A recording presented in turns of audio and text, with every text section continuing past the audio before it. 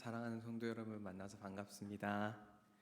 오늘 우리가 같이 함께 볼 말씀은 요한일서 5장 주보에는 1절부터 12절까지 써 있는데요. 5절까지만 함께 보도록 하겠습니다.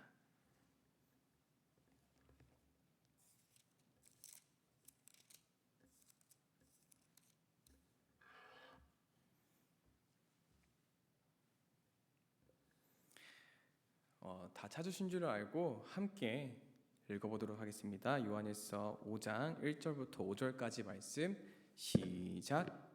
예수께서 그리스도이심을 믿는 자마다 하나님께로부터 난 자니 또한 낳으신 이를 사랑하는 자마다 그에게서 난 자를 사랑하느니라. 우리가 하나님을 사랑하고 그의 계명을 지킬 때에 이로써 우리가 하나님의 자녀를 사랑하는 줄을 아느니라. 하나님을 사랑하는 것은 이것이니 우리가 그의 계명들을 지키는 것이라. 그의 계명들은 무거운 것이 아니로다. 무릇 하나님께로부터 난 자마다 세상을 이기느니라. 세상을 이기는 승리는 이것이니 우리의 믿음이니라. 예수께서 하나님의 아들이심을 믿는 자가 아니면 세상을 이기는 자가 누구냐? 아멘. 사랑하는 성도 여러분, 혹시 믿음을 지키기 위해서 애써 보신 적이 있으십니까? 당연히 매일매일 죄와 싸우면서 이기도록 애쓰고 계시리라 생각을 합니다.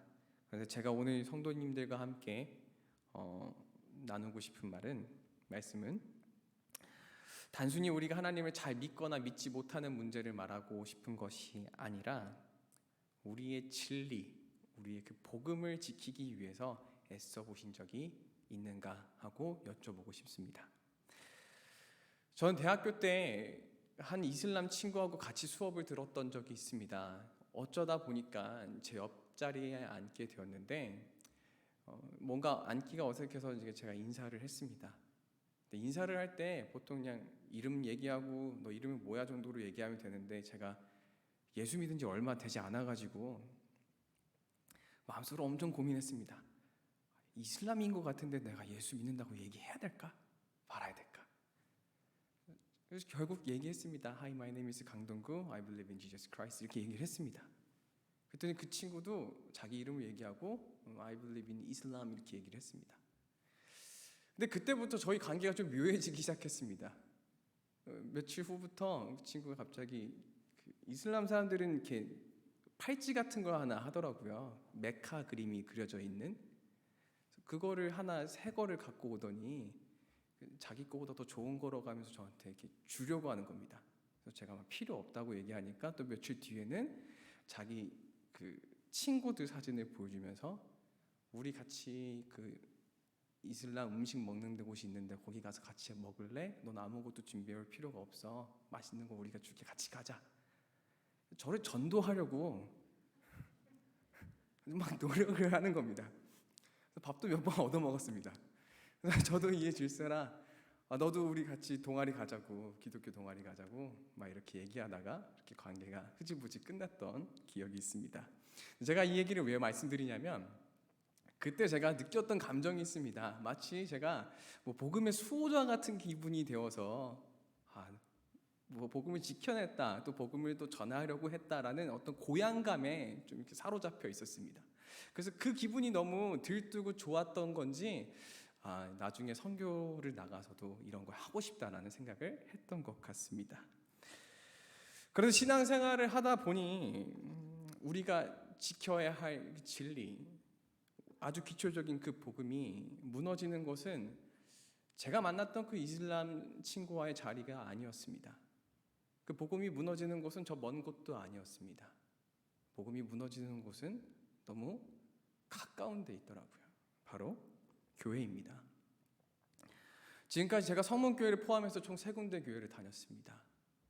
그중 2개 중에서 하나는 둘 다 마찬가지지만 경제적인 문제로 인해서 서로 이권 다툼이 일어나서 성도들이 분열하게 되었고 한 교회는 사라졌고 한 교회는 반이 없어졌습니다. 그런데 이런 얘기들 너무나 쉽게 들을 수 있지 않습니까?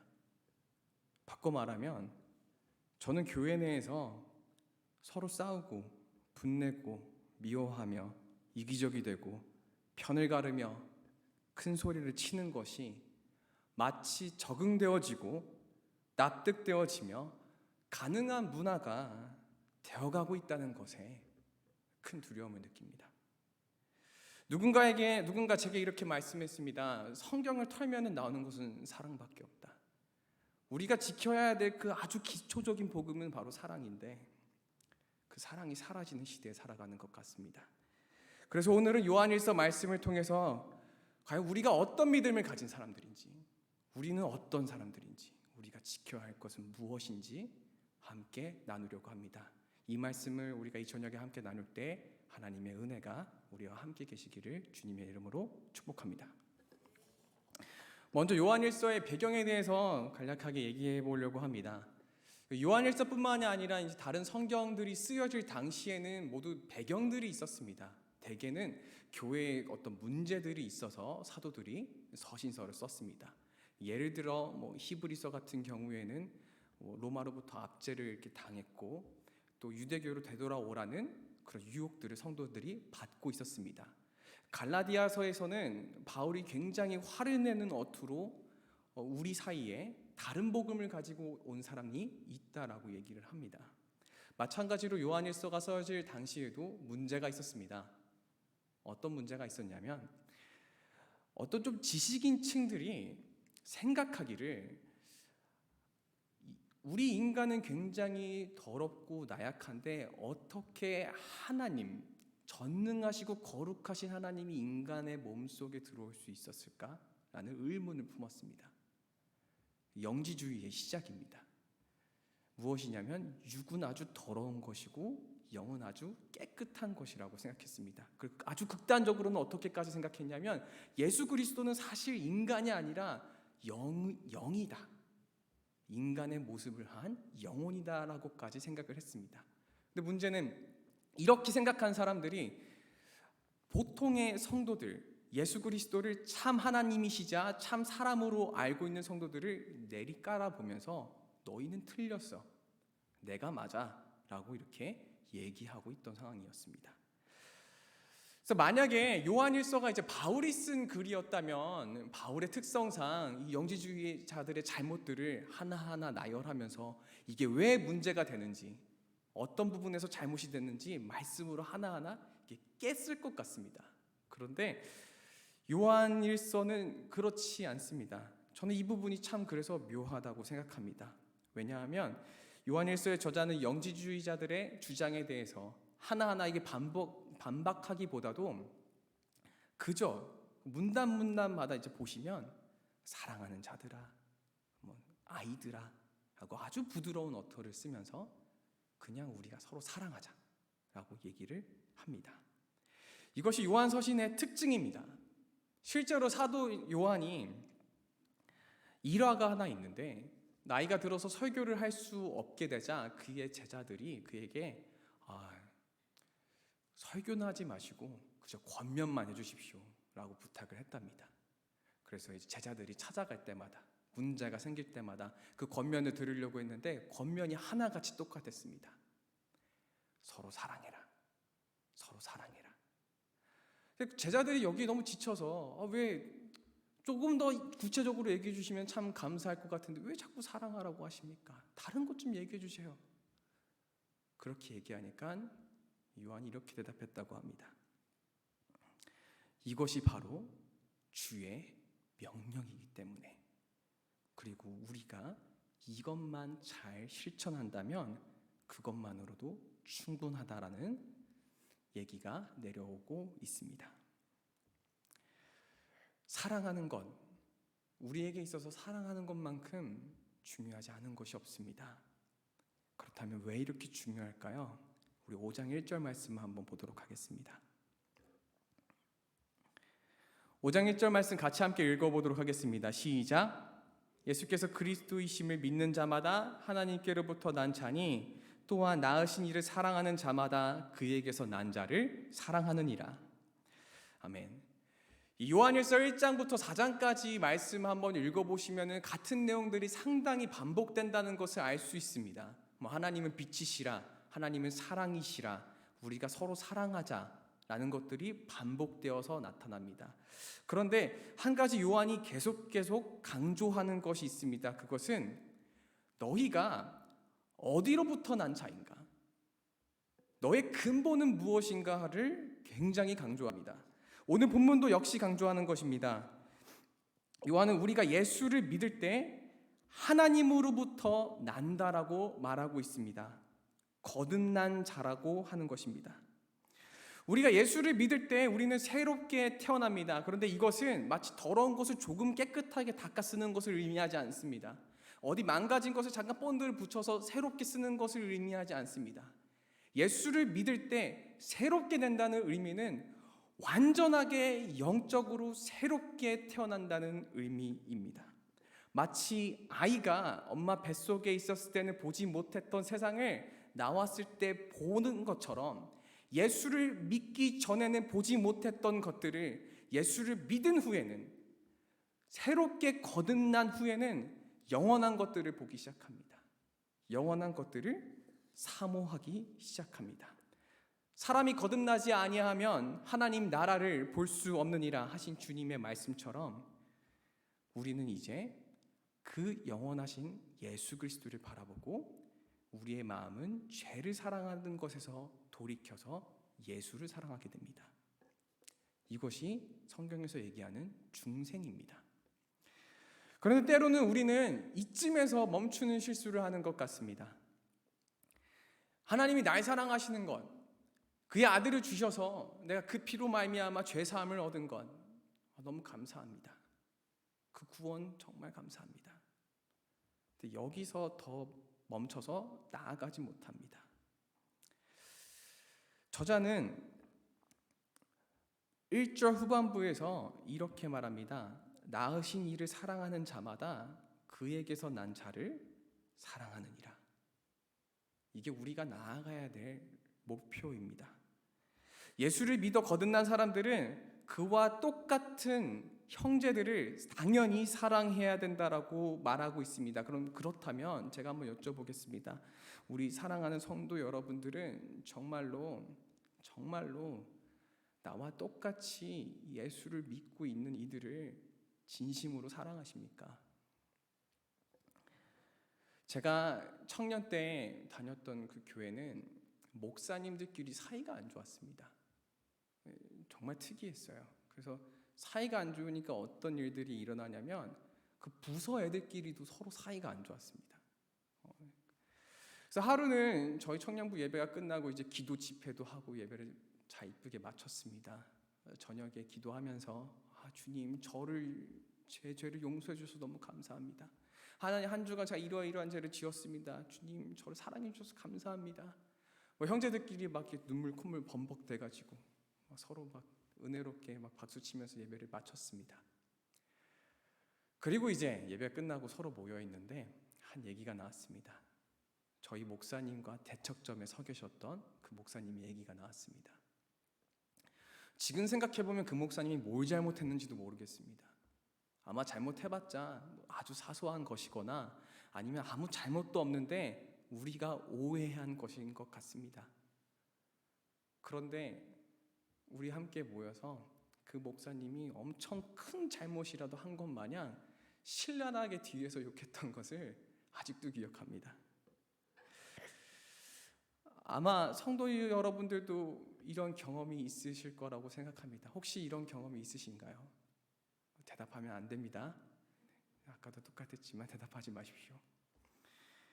굳이 목회자에 대한 어떤 잘못이나 그런 얘기가 아니더라도 우리는 누군가의 나와 같은 형제들의 잘못을, 아주 조그마한 잘못을 더 크게 부풀려서 집으로 가져가곤 합니다.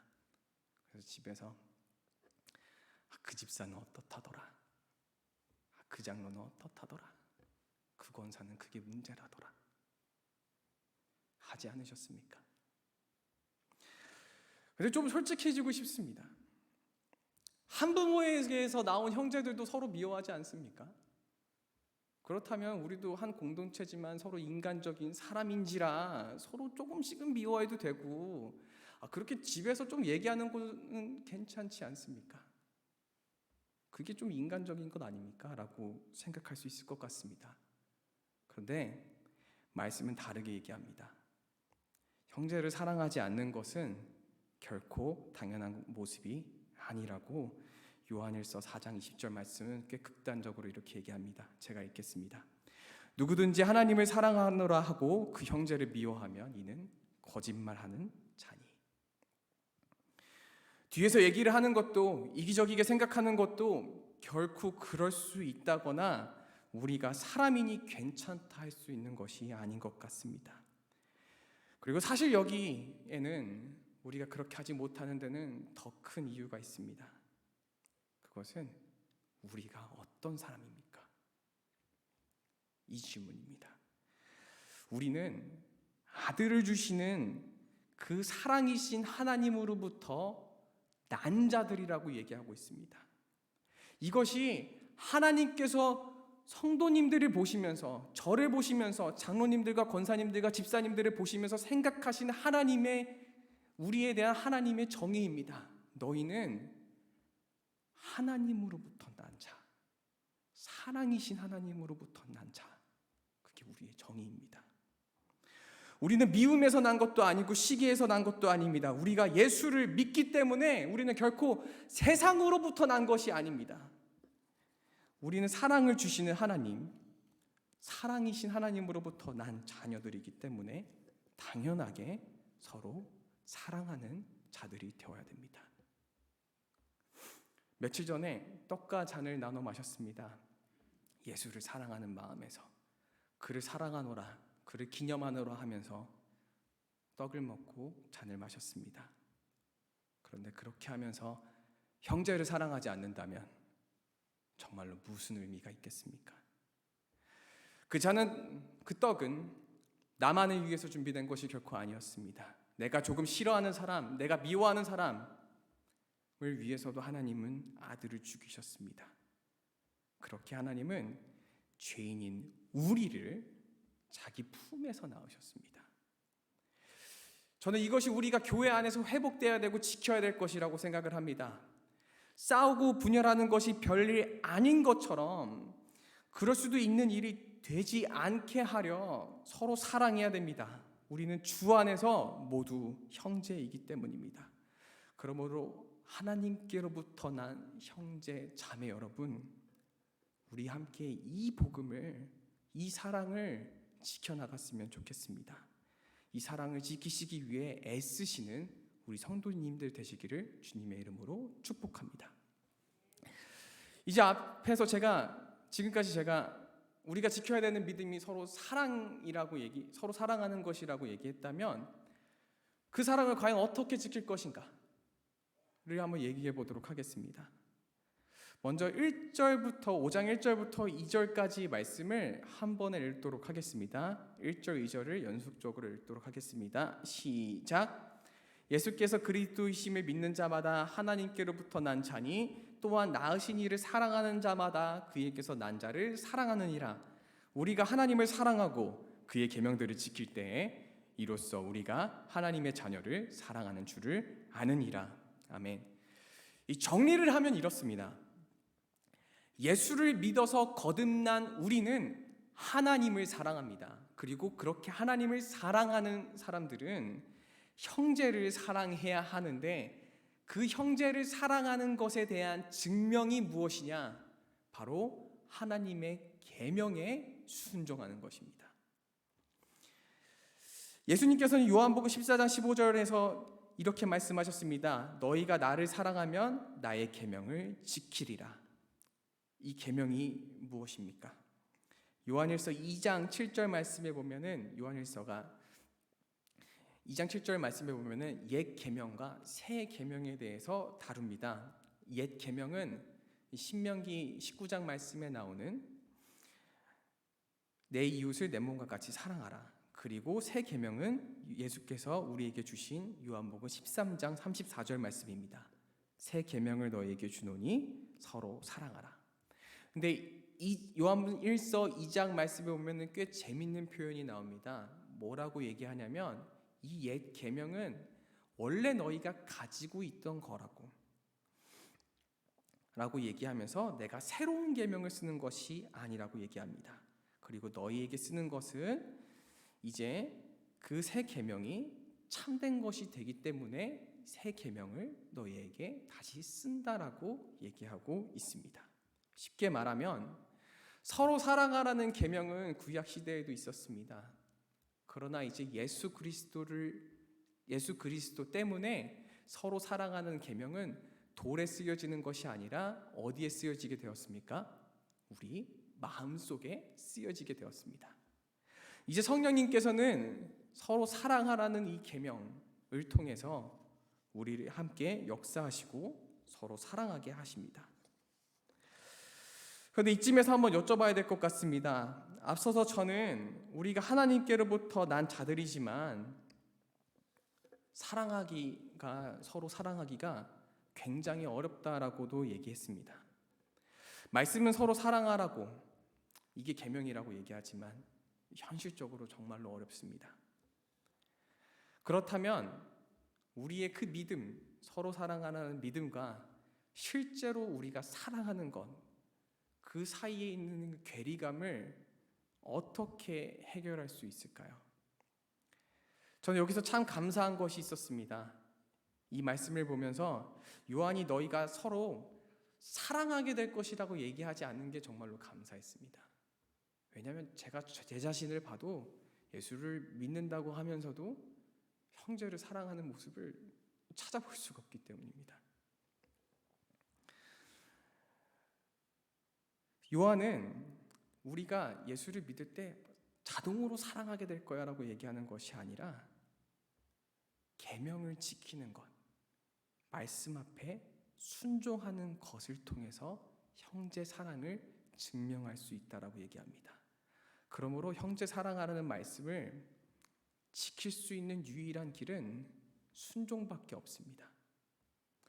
성경은 순종을 얘기합니다. 나아만 장군이 나음을 입을 수 있었던 이유도, 그리고 다른 믿음의 형제들이 보이지 않는 길을 걸어갈 수 있었던 이유도 순종밖에 있지 않았습니다. 그리고 무엇보다 우리를 사랑하신 예수 그리스도께서 아버지의 말씀에 순종하여 피를 흘리셨습니다.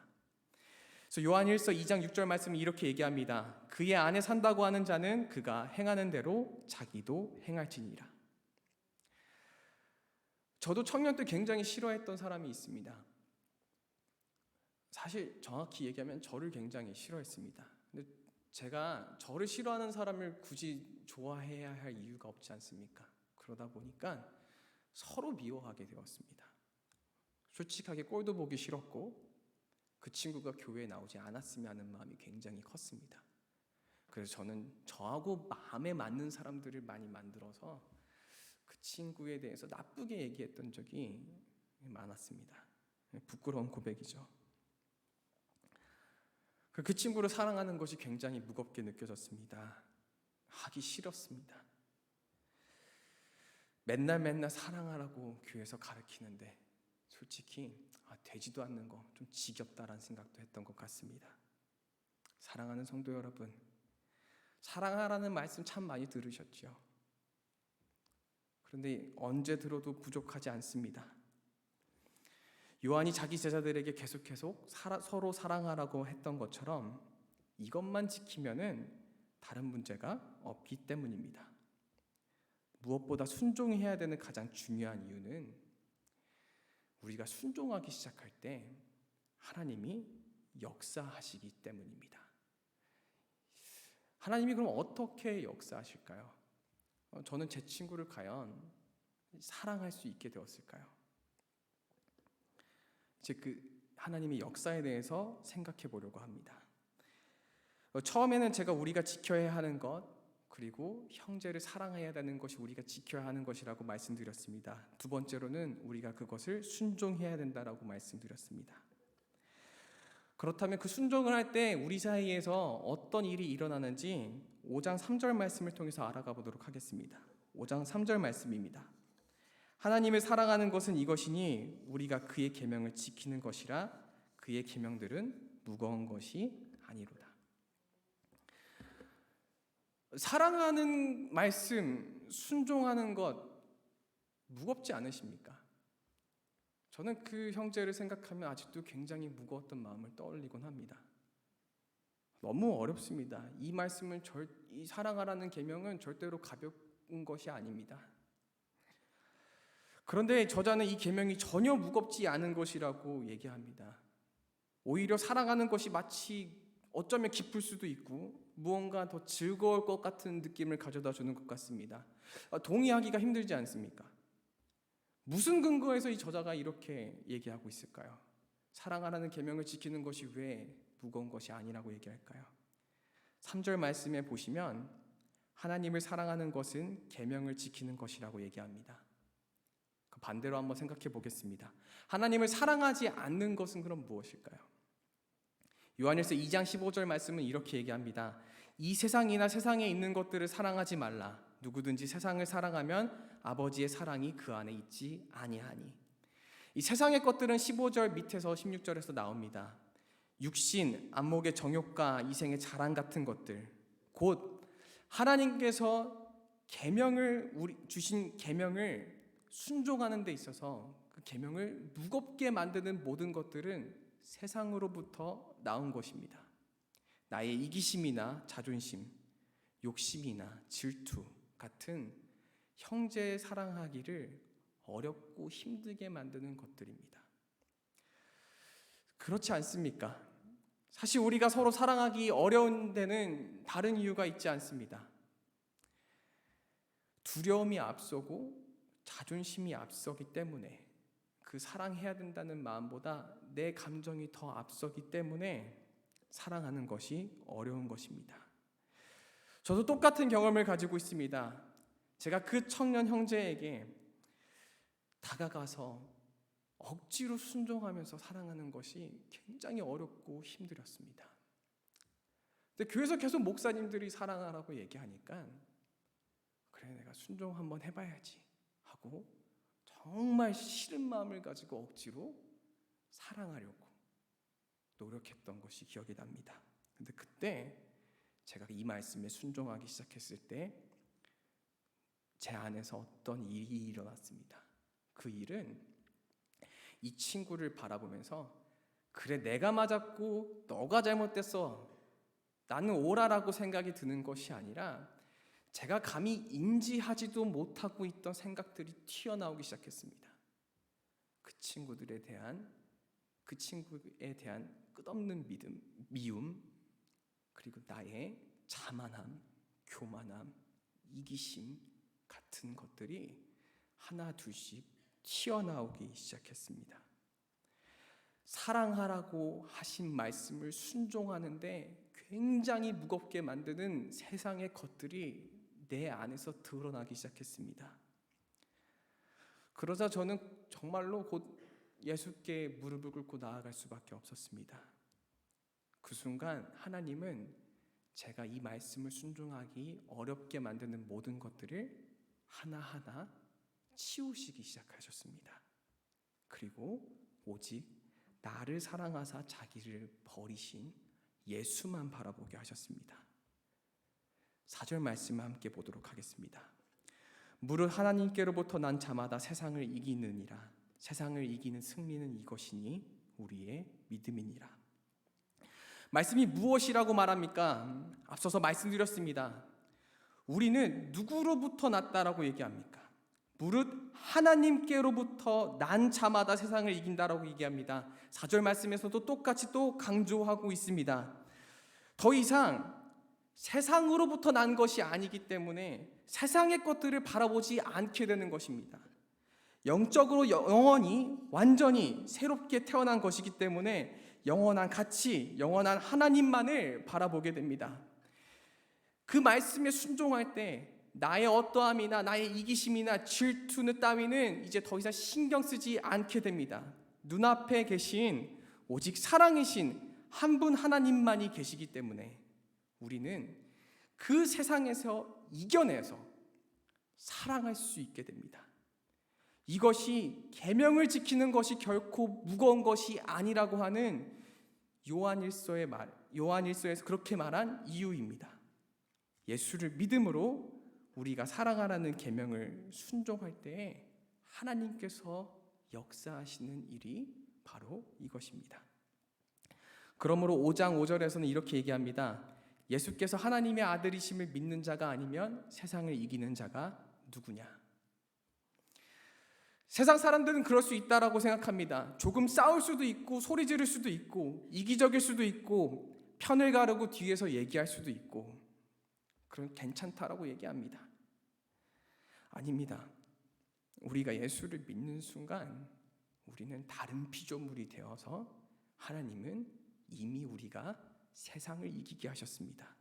그러므로 요한은 말합니다. 4장 4절에서는 자녀들아 너희는 하나님께 속하였고 또 그들을 이기었나니 이는 너희 안에 계신 이가 세상에 있는 자보다 크심이라.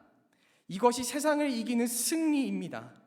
그리스도를 믿어 거듭나서 하나님을 사랑하며 무거운 마음이 아닌 나의 어떠함이나 나의 이기심이나 나의 자만심을 먼저 쳐다보는 것이 아닌 기쁜 마음으로 오직 형제를 사랑하는 마음을 갖는 것, 그것이 우리가 가지는 참된 승리라고 저는 생각을 합니다. 저는 우리 모두 꿈꾸고 있다고 생각합니다. 싸움이 없는 교회. 길가에 사람들에게 물어봐도 교회가 썩었고 세상과 하나 다를 바가 없고 매번 미워하고 파벌을 나누고 시기하고 질투한다는 그런 얘기를 듣지 않는 날이 우리는 모두 꿈꾸고 있다고 생각합니다.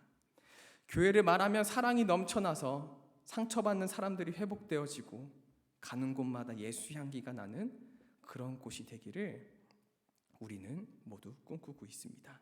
그리고 그 시작은 우리의 믿음을 지키기 위하여 어떤 논쟁이나 변명도 큰 소리도 없이 그저 서로 사랑하는 것이라고 생각합니다. 하나님으로부터 난 사랑하는 성도 여러분, 주의 나라가 이미 임했다라고 예수님은 말씀하셨습니다. 우리 서로 사랑합시다. 사랑하는 것이 무거운 짐 같지만 우리가 십자가만 바라보면서 순종하기 시작할 때 하나님은 우리가 가지는 그 믿음이 세상을 이기는 믿음이라는 것을 깨닫게 하실 줄로 믿습니다.